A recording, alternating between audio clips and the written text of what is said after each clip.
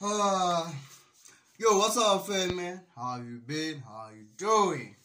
We're checking out why Drake dissed Kendrick Lamar again. I don't know if this is about the Instagram post where he said something about one hit wonders or something like that, man. But we guess we're about to find out, aren't we? Yes, you're about to find out, and let's dive into it. Let's not waste any more of your This time. public meltdown that has been going on from Drake ever since the aftermath of the Kendrick beef has only been getting worse and worse. With each passing moment that we're watching the dust beef has only been getting worse and worse. I didn't realize, like, from the first person shooter that the ball went through this thing that was on his album. Shit, I didn't realize that though.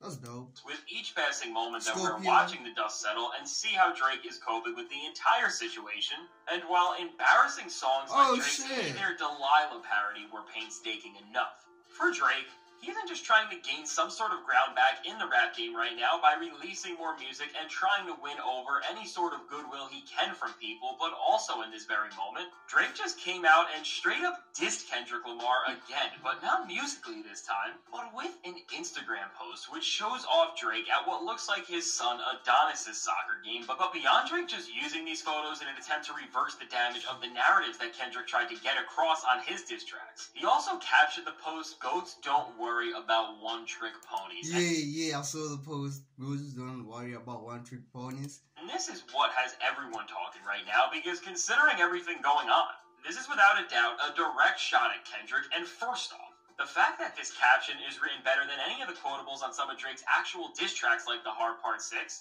is absolutely hilarious. And overall, just by playing the captioning game right now, it only makes Kendrick's disses once again look stronger and stronger, as they are only being further validated as we sit with them longer and just watch Drake spiral out of control and do everything that he said.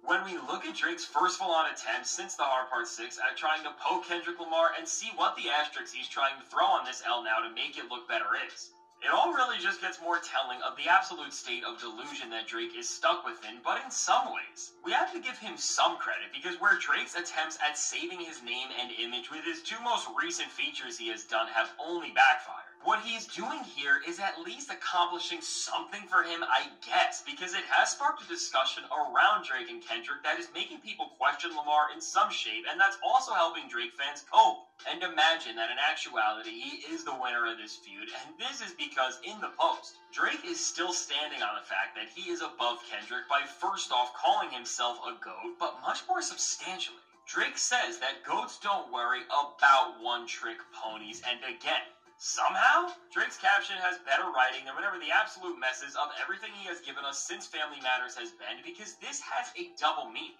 as Drake isn't just saying this phrase to describe Kendrick, but he's referring to a classic film, which, interesting enough, just as he referenced the Whitney Houston movie Bodyguard in Push-Ups with a bar that he sure does regret and ended up becoming the basis for Kendrick. But he's referring to a classic.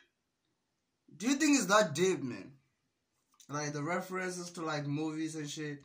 Film, which, interesting enough, just as he referenced the Bodyguard, the Whitney Houston movie Bodyguard in Push-Ups with a bar that he sure does. I'll be with some bodyguards like Whitney. Oh shit. Okay, this one I'll understand.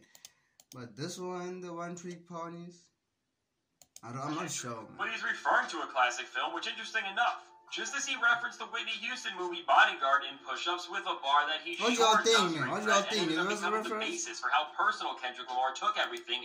There's supposed to be a good exhibition between the game, but you fucked up the moment you caught up my family name. Oh, that's Kendrick Lamar bar. As he flat out stated on Meet the Grams. Here he is referring to the 1980 film One Trick Pony, and if you didn't think that this was intentional from Drake, between the fact that this film stars another musician in Paul Simon, which between Drake name-dropping two films starring very popular artists from decades past, definitely is some sort of trend or just thread he's trying to weave and keep up, but more eye-opening, and one confirms that Drake is just trying to re-aggravate Kendrick in some shape or form here. The actual film One Trick Pony follows a story that, in Drake's mind, aligns with everything he has been trying to paint across about Kendrick throughout his diss tracks, as just reading what the synopsis of this film is. We can see exactly what Drake was doing with this caption, as it says, Jonah is an aging rock star trying to put together a new album in the face of an indifferent record label and a talentless producer. At the same time, he is struggling to save his marriage, and I won't lie. Okay, if he did that, man, that's really dope, man. That's really dope, man. Like, yeah, saying Kendrick is an aging star trying to put a new face in the face of a different label, something like that, man. If Drake's caption intended to be like a double entendre type of shit, man, then that's really awesome. But I don't know, man. Let me know what you think in the comments, man. Record label and a talentless producer. At the same time, he is struggling to save his marriage, and I won't lie, this is clever on Drake's end, but at the same time, I think this is showing us that while it may seem like Drake may be trying to start a round 2 with Kendrick by once again dissing him to his millions of followers, I think what we will find out soon and what's actually going on is that Drake is now implementing a new strategy to save his career that isn't actually trying to put him within a musical duel with Kendrick again, as we all know how bad that went. But it's trying to get ahead of the even further damage control that is going to need to be done when Kendrick Lamar's Pop Out and Friends concert goes down in LA very soon, and when the rollout for his teased and highly anticipated album begins, because Drake knows at this point, any success Kendrick Lamar sees, whether the music is about him or not, is only going to hurt his reputation, as we will see Kendrick get more and more praise, and prove that his claims about there being no Big Three become perceived as fact by more and more people when it comes to MCs that offer the complete artistic package just beyond the optics of hype, streams, and sales. Drake has at least realized that he's going to have to get a lot more... Hold on. Fact by more and more people when it comes to MCs that offer the complete artistic package just beyond the optics of hype, streams, and sales. Oh, okay. Drake has okay. I thought he said like Kendrick did it. I'm not a Drake fan, you know what I'm saying, man, but when it comes to numbers, this guy's numbers are insane, man. He got white people numbers, you know, Eminem kind of numbers, yeah, with Taylor Swift kind of numbers, yeah, he got white people kind of numbers, you know what I'm saying? I ain't hating, you know what I'm saying? This guy's the biggest hater, man. Fantastic hip-hop, this guy go, hey, man, if you haven't heard what he's saying on the previous ones, but shit. At least realize that he's going to have to get a lot more tactical to walk out of what is pretty much going to be wave 2 of negativity towards him in any sort of position of strength. And he is doing this now by beginning to weave together a narrative around Kendrick, which is trying to diminish his success and legitimacy as an artist, as he is painting him out to be a lost individual whose career is no longer in the state of success that it once was, and now he is on the search to regain any sort of relevance as his personal life falls apart.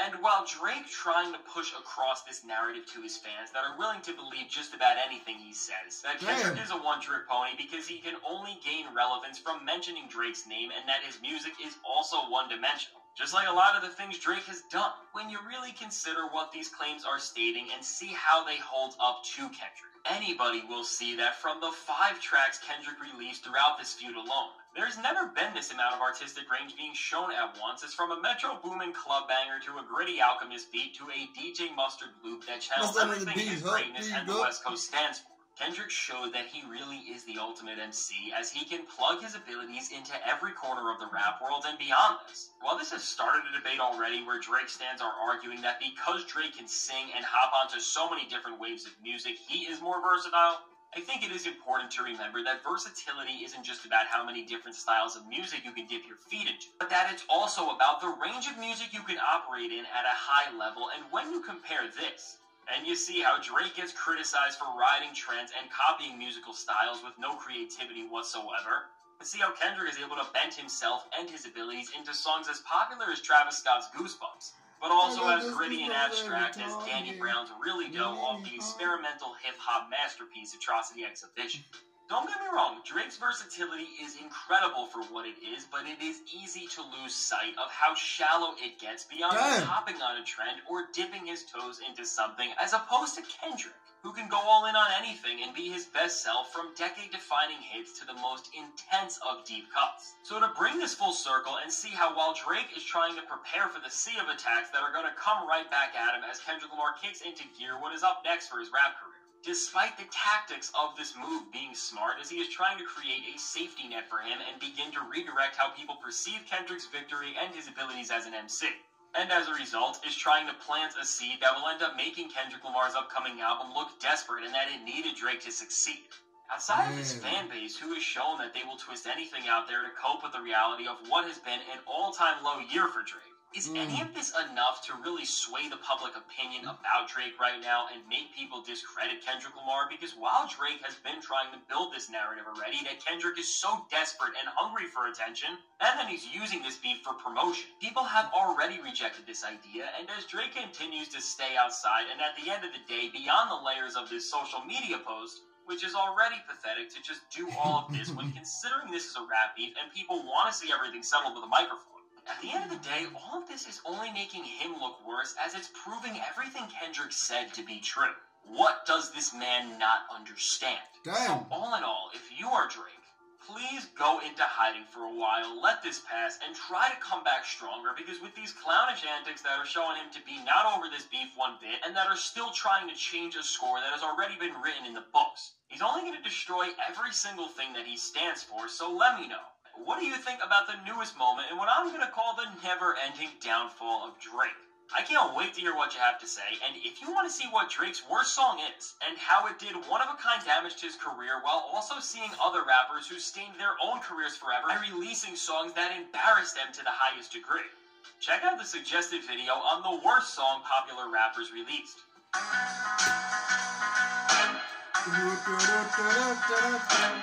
Yeah, let me know, man, what you think about whole this Drake post and everything, man, and the Kendrick Lamar. Is Kendrick Lamar trying to ride the wave of the diss tracks to release an album, or what, man? Did he want the hype from Drake so that he can release the album? Or Drake is like, you know what I'm saying, it was the other way around, you know what I'm saying, man? Just let me know what you think. And let me know about, should I check out this one also, man? This is 19 minutes, so this is hella long, man, but anything for you guys. Once you say, like, y'all hop on it, I'm be on it, you know what I'm saying, man? And peace and love, man. Let me read those comments, man. I'm out, fam.